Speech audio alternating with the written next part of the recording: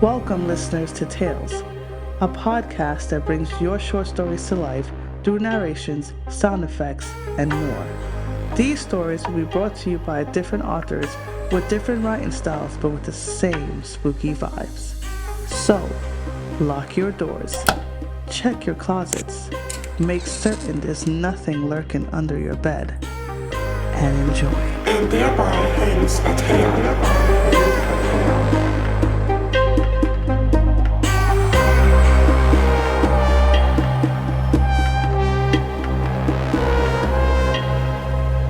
He waits where the water forgets the shore, with hands like driftwood and eyes like war. No coin, no crossing, that was the way, until the rules began to fray. He hums to bones that line the deep, a lullaby for those who sleep. The river speaks, but not in words, just screams and currents, never heard. And now he asks for something more, not silver, brass, or ancient lore.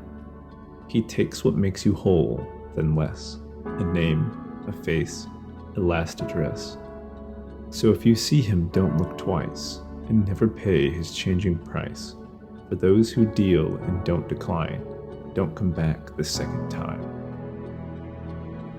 The car windows were down, letting in that early winter breeze that smelled faintly of pine, gas station coffee, and freedom. Music played low on the stereo, an old 90s playlist streaming off someone's phone, and laughter drifted out over the sound of tires humming against cracked asphalt.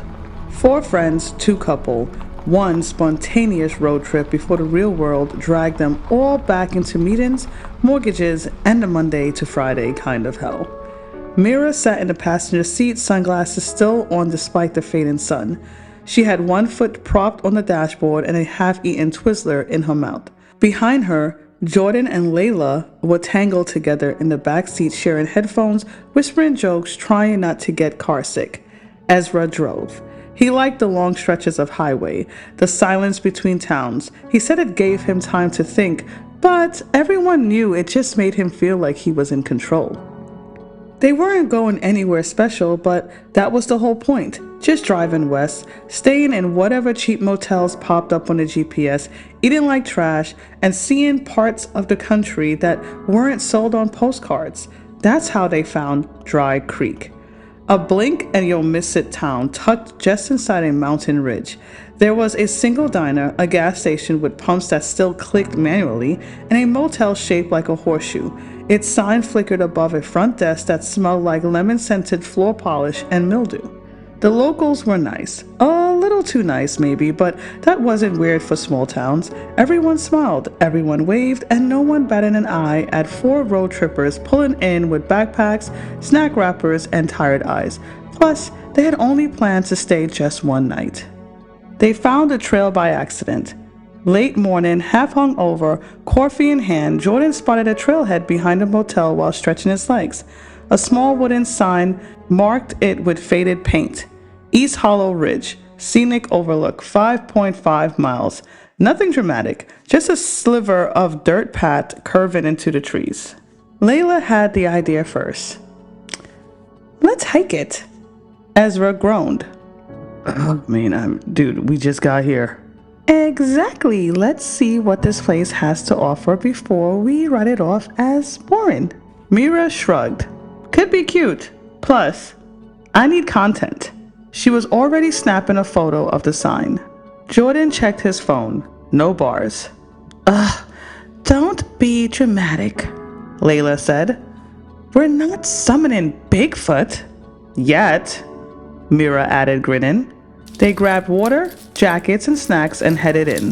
The trail was quiet, not windy, no birdsong. Just the crunch of their boots on dead leaves and the occasional creak of old pine branches overhead. Jordan kept stopping to tie his shoes. Layla teased him for dragging his feet. It's the altitude, he muttered.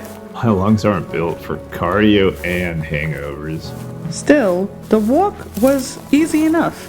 A gradual incline, tree-lined on both sides, with slices of gray sky cutting through the canopy. Ever so often, they caught glimpse of the mountain ridge in the distance, jagged and dark, like the spine of something long dead. At the first mile marker, they stopped to catch their breath. Mira took a few selfies. Layla found a cluster of tiny mushrooms near a fallen log and crouched down to take a picture. I think that's poisonous. Jordan said, peering over her shoulder. Well, yeah, only if you eat it, dum-dum. From further up the trail, Ezra called out, Hey, check this out. They followed his voice until the path widened and opened onto a clearing. Ahead, the forest thinned and dropped off into a shallow ravine. A thin trickle of water cut through the rocks below, barely a creek this time of year, but enough to carve a path through the moss-covered stone. There was a strange stillness to the air. Ezra stood near the edge, hands in his pockets. He didn't say anything. Mira frowned. Everything okay? He didn't answer for a moment. Then, thought I heard something. Like what? He shook his head. Nothing. Just nothing. They stood there for a beat too long, as if waiting for a sound that didn't come. Eventually, Layla broke the silence. Come on, we've got more trail to cover. And so they did. But Ezra kept glancing back towards the ravine, towards the quiet, towards whatever sound he thought he'd heard and didn't want to say out loud. They planned to turn back after reaching the overlook, but the trail forked unexpectedly. There was no sign, no marker, just a narrow side path branching off through denser trees, packed with mist and half swallowed in shadow. Mira was the first to notice. Guys, that path, it isn't part of the trail, right? Nope, Ezra said a little too quickly. Layla tilted her head, scanning the opening. Well, it looks like it loops back. Maybe it's a shortcut. Jordan stared at the darkened path. Or it's a horror movie waiting to happen. Mira folded her arms. See? This is why I don't hike with white people. Ezra laughed. Babe. I'm serious, she said. Why do we have to be so adventurous? What's wrong with walking back the way we came, huh? That's a perfectly good route. No fog, no doom. We'll just turn back if it gets weird, Layla offered. I mean, come on, it probably just loops. Mira sighed. Famous last words. But they were already moving. Not out of defiance, just curiosity, or maybe that strange, aimless confidence that settles in when you're surrounded by trees and friends and laughter and no cell signal. Just a minute, Ezra said gently. If it gets sketchy, we turn back. The temperature seemed to have dropped ever so slightly on the new path. Trees leaned in closer and the sky seemed closer as well. The forest floor was damp and patches of fog clung to the earth like low smoke. Every step muffled beneath the soft mulch of pine needles. They stopped talking, not because anyone said to. It just happened. Words thinned out the further they walked in. Even Mira's usual commentary faded into silence. She still had her phone out filming lazily, but she wasn't smiling anymore. Ezra was the first to notice a sound, not a full noise, just a vibration, a low, almost imperceptible hum that seemed to come from the trees themselves. You guys hear that? He asked. No one responded because they all did. It wasn't wind, it wasn't insects, it was something lower, deeper, a note that pressed against the edge of their hearing like it didn't belong in the world at all. They walked faster, but the path didn't seem to end. Jordan glanced over his shoulders. Guys? And stopped. The trail behind them had vanished into the fog. Layla turned.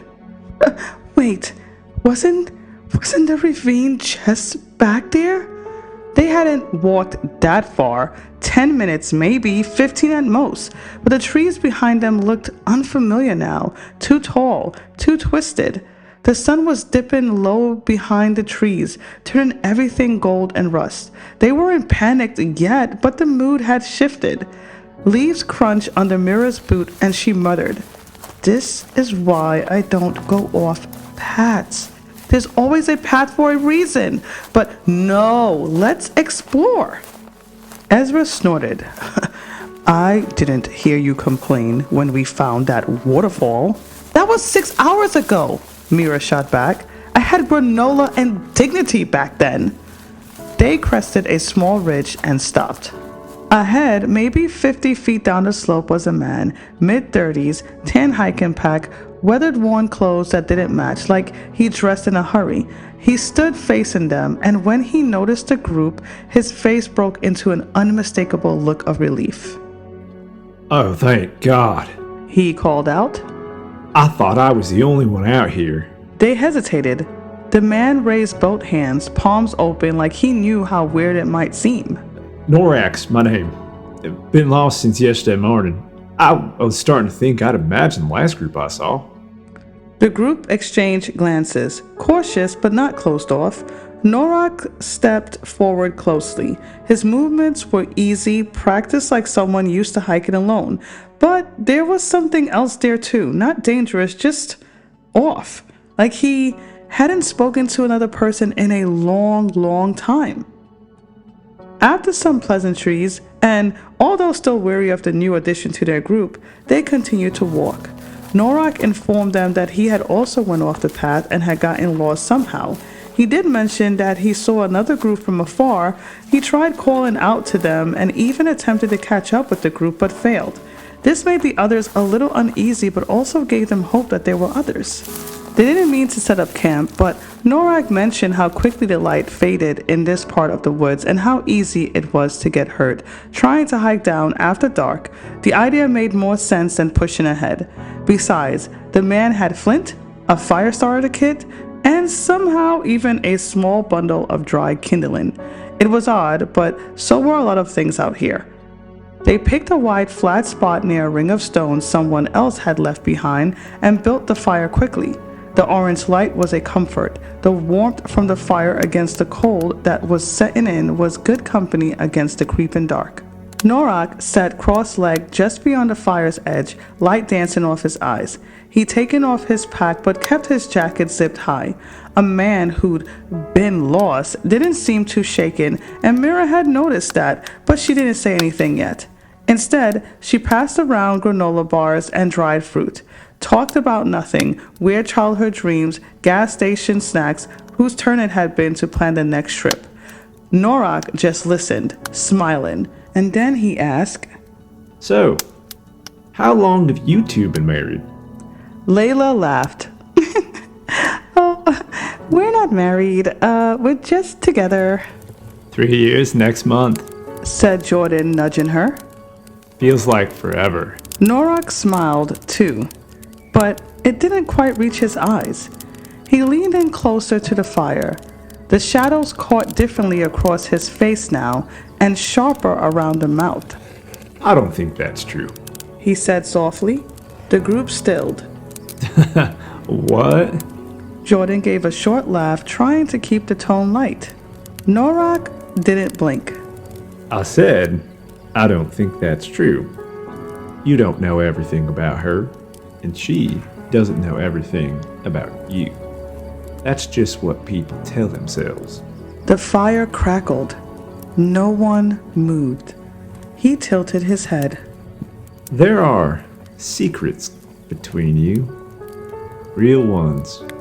Deep ones. And I think you're gonna share them with the group. Okay, Mira said, half standing. Yeah, you know what? No, I'm not doing this spooky story shit. I'm serious. Norak replied, still smiling. You're going to share. You're all going to share. Yeah, Ezra added, his voice low. I think we're done here. Jordan stood, pulling Layla to him. We are leaving. They packed quickly, shoving bags over shoulders, snuffing out fire, but the trail didn't lead anywhere anymore. Every path, left, right, forward, curved back. It took less than 10 minutes of walking for them to return, disoriented, to the same circle of stones. The fire was still lit. Norak was sitting there waiting. The smile had faded now, replaced with something older, more patient. Where do you think you're going? He asked, but they didn't answer. They were breathing harder now. Mira looked ready to bolt. Ezra looked ready to fight. But Jordan? He sank down first. as if his legs couldn't hold him anymore. I don't know what's happening. Norok's voice was gentle now. I told you, you can't leave. Not until it's shared. Layla crouched beside Jordan, arms wrapped around herself. Shared? Your truths. All of them. This is a toll in place. You don't get through until you've paid something. Jordan looked into the fire, jaw tight. I guess I'll go first. He muttered, rubbing his hands together like trying to shake something loose. Might as well get this over with. Layla gave him a quick glance, half supportive, half wary. Jordan let out a breath. Okay, so one time in college, no, that one won't do. I didn't even say it yet. You were never going to say it. Norok replied, voice low. Not the real one. And just like that, Jordan's face slackened. He flinched, like something inside him had been pulled tight, then cut loose. His mouth opened, but no sound came. He blinked hard, once, twice, and looked towards Layla. What was I about to say? I just forgot? No one spoke. Norok smiled like he tasted something sweet. You tried to cheat the toll, so I took my share. Jordan shuddered. After a pause, he swallowed and sat up straight. Fine. You want the real one? Here it is. I'm a financial advisor. At least, that's what everyone thinks. I haven't told anyone that I was suspended 3 months ago, pending investigation. Layla's head whipped towards him. Wait, what? There was this firm, one of our big clients. I found a way to skim. Just small percentages at first. Bonuses that didn't raise flags, but then I started moving bigger numbers. And when it collapsed, it took half the satellite offices down with it. Ezra stiffened. What firm? Jordan hesitated, then said the name. Ezra was on his feet before the words were even out. Bro, that was my job. Jordan blinked. What? I worked there. I lost everything when they shut us down. The group was suddenly on edge. Mira stepping between the two, and Layla pulling Jordan by the arm. Ezra was shaken with fury. You're the fucking reason we got laid off. I didn't know you worked there. You didn't know, or you just didn't care, Jordan? Norok watched, eyes glinting like hot coals. No amusement, just hunger. Enough! Mira snapped. We're not doing this. Ezra finally sat seething. Jordan looked at him, looked at all of them, and whispered, I'm not proud of it. I thought I was smart enough to get away with it. But I didn't just ruin people's lives. I ruined someone I called friend. He looked at Norok. Happy?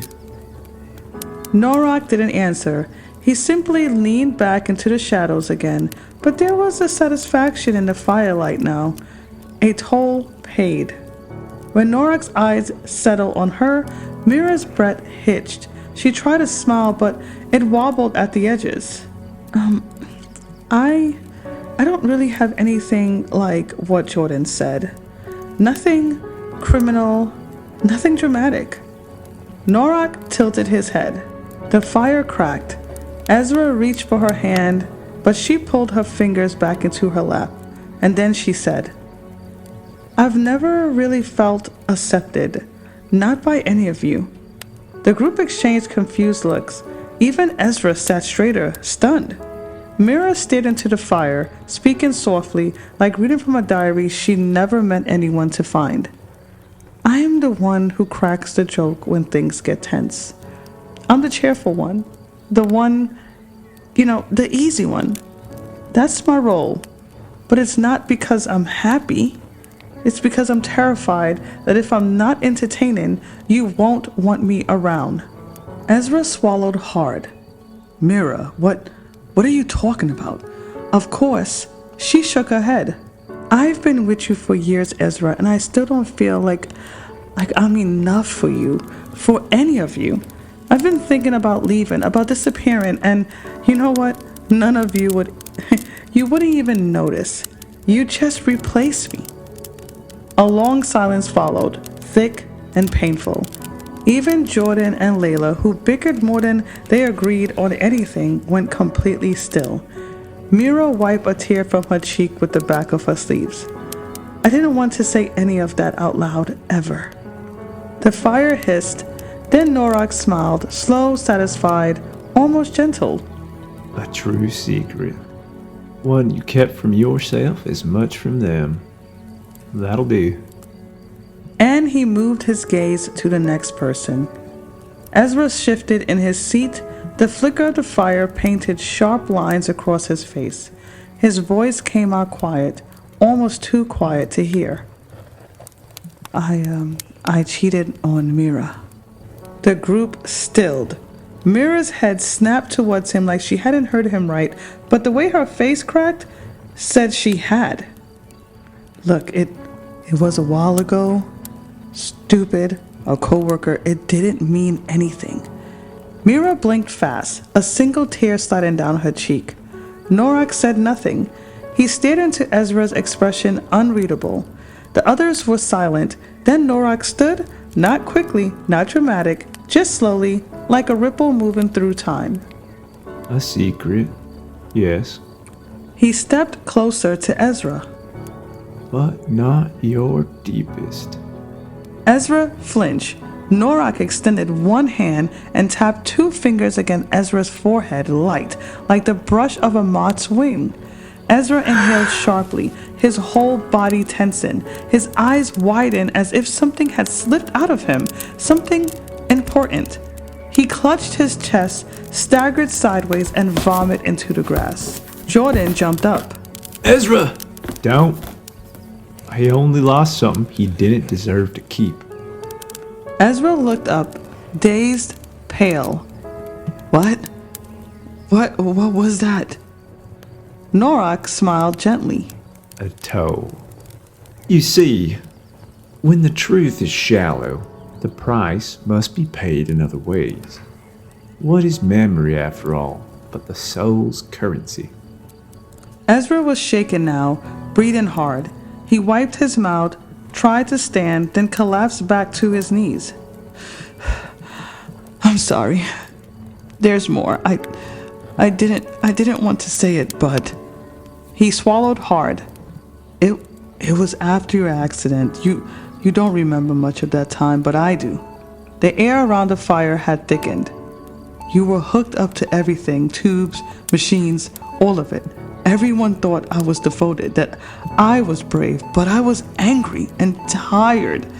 And one night, I pulled out your oxygen monitor. Mira covered her mouth. I told myself I just needed a break, just a moment of silence, but it wasn't that, not really. I wanted to know what it felt like to not have to fight for you anymore. He looked up at Norak. I put it back. It was only for a few seconds, but I thought about what it would be like if I didn't. Silence. Norak gave a soft hum of approval. There you are. His voice rich with satisfaction. Now, who's next? The fire had burned low. Only coals now, casting red light across their faces. Ezra had pulled away, sitting by himself on a moss-covered rock, rubbing the heel of his hands against his temple like it might pull his memory back. Mira sat stiffly, arms folded, legs drawn in, staring at nothing. Norak stood. I will be back. Sit tight. No one spoke for a while. Jordan was the first to break the silence. We should jump him.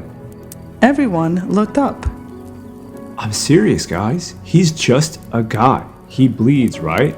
There's 4 of us and 1 of him. You don't get it, Mira said, shaking her head. No, you don't get it. We're letting him screw with our heads. Ezra's losing his memories. You're crying over feelings. What if this doesn't stop? What if we keep giving and he keeps taking? Mira stood. You think I'm not scared? You think I don't want to fight back? But this thing, he's not just some guy with a bad attitude and creepy eyes. He's something else, Jordan. So we just roll over? Tell him everything until we're hollow? No. We tell the truth because it's the only thing that works. Layla, who'd been silent the whole time, finally spoke.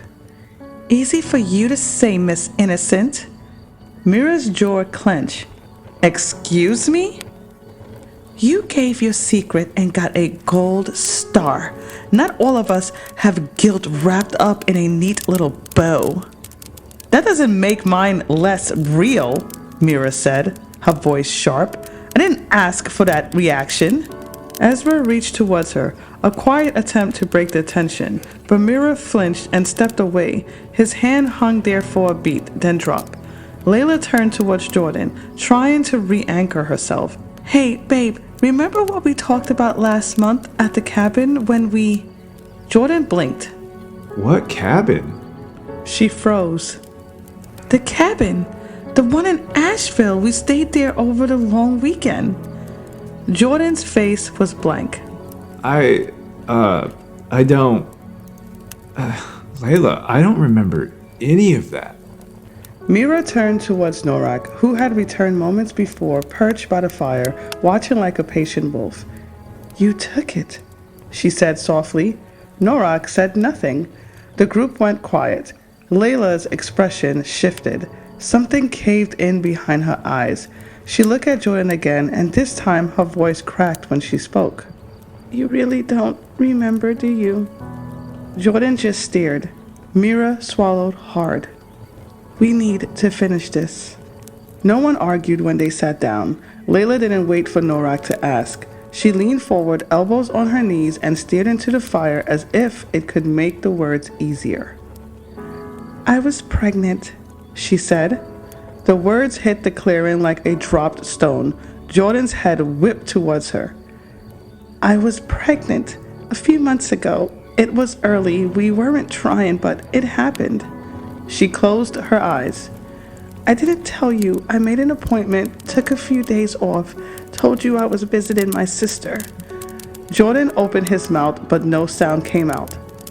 I wasn't ready. I didn't know if I ever would be, but I knew you wanted it, and I didn't want to see that look in your eyes when I told you no, so I didn't tell you anything. The fire popped softly. A wind moved through the trees, whispering like a warning. I thought that if I just handled it, we could go back to normal. I thought I'd forget, but I didn't. Tears welled in her eyes, but didn't fall. I see her sometimes in my dreams, a little face I never got to meet, and I wonder what they would have looked like. Jordan finally found his voice. What? Why didn't you trust me? Layla looked at him, and there was nothing but pain on her face. Because I didn't trust myself. Silence wrapped around the clearing like fog. Norak leaned back, exhaled through his nose, and nodded slowly. That was a burden worth sharing. The fire flared for a second, then dimmed again as if something unseen had been satisfied. Norak stood without a word, dust in his palm like he'd just finished a task not unburied 4 truths. He looked at each of them.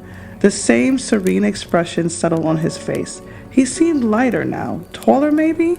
Or maybe it was just the weight of everything they'd lost that made him seem further away.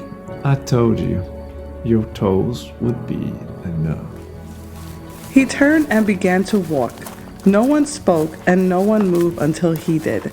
The forest around them had shifted. The trees didn't press in so tightly now.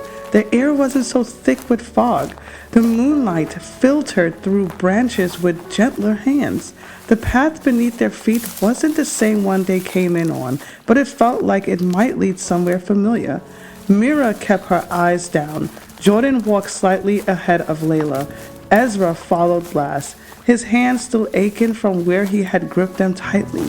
They walked for what felt like hours or maybe minutes. Time didn't belong here. Then Norak stopped. They almost bumped into him. He turned slowly. His smile was gone. Only 3 may leave. A beat passed. The silence pressed against their ears. Jordan looked around. What? Ezra frowned. But we're all here. No. You think you are, but one of you is not. They all looked at each other. Mira's eyes flicked to Layla, who blinked to Jordan, who turned to Ezra. All 4 still standing, still breathing. But then, flashes, the storm building fast, the slippery incline, the dirt given away, someone yelling a name, a hand not caught in time, a scream swallowed by the rain. Mira stumbled backward. No, that didn't. It did.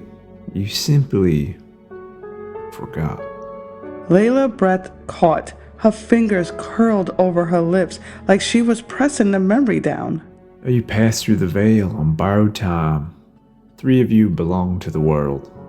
1 does not. The path ahead shimmered, not glowing exactly, just clearer, real. Go, before this place remembers you too well. Ezra was the first to step forward, but Mira caught his arm. Her eyes were locked on Norak's hand, on the small tarnished coin resting in his palm, something that was weathered, ancient, too heavy to be something so small. Wait, she whispered. That coin. She looked up sharply. Kiran? The name hit the air like a dropped match. Ezra's expression shifted, recognition dawning. Layla took a half step back. Jordan exhaled like he's been holding his breath for hours. And Norak, no, Kiran smiled, soft, knowing, timeless. At last, someone remembers. The forest had vanished, and in its place a dark, endless river, still as glass. A flat-bottomed boat waited at the shore. 2 paths had opened up for the hikers, the river Styx to the front, and the forest from which they came behind them. All 4 turned towards the forest, their faces pale, drawn tight with realization. Then, without a word, 3 figures stepped into the trees, their shapes stretching long and silent in the dark. The 4th remained. Kiran watched the others go, expression unreadable like their names were already slipping from some ledger older than time.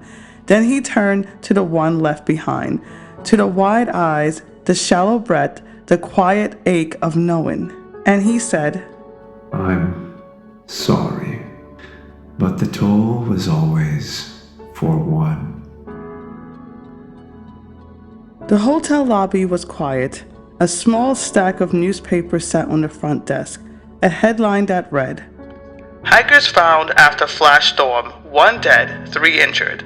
The group had reportedly gone off trail during an unexpected storm system. Search and rescue located them near a collapsed ridge just past the south trail line. 1 fatality confirmed. Behind the desk, the clerk watched the rain tap against the window. He thought he'd seen someone in the woods when the lightning flashed, but looked again and saw no one there. Just the woods, waiting.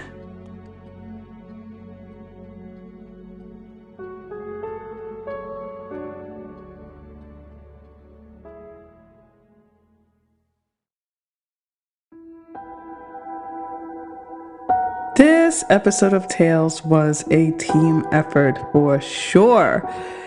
The episode was written and edited by N. Varro, narrated by yours truly, and helped once again by Brody Mason, aka Broski, produced by D. Madison, and the story was brainstormed by a list of people that I am grateful to have helping me here and there with the podcast. If you want your story featured on this podcast, my email address and socials can be found in the listener's note. I have some exciting things happening with the podcast in the new year, so to all the tale weavers that have been with me from the beginning and to those who have just joined us, stay tuned and thank you for always listening. And remember, some tales are gates, some truths have tolls, and some things never stay buried. We'll meet again, tale weavers, when the next story calls. Bye-bye.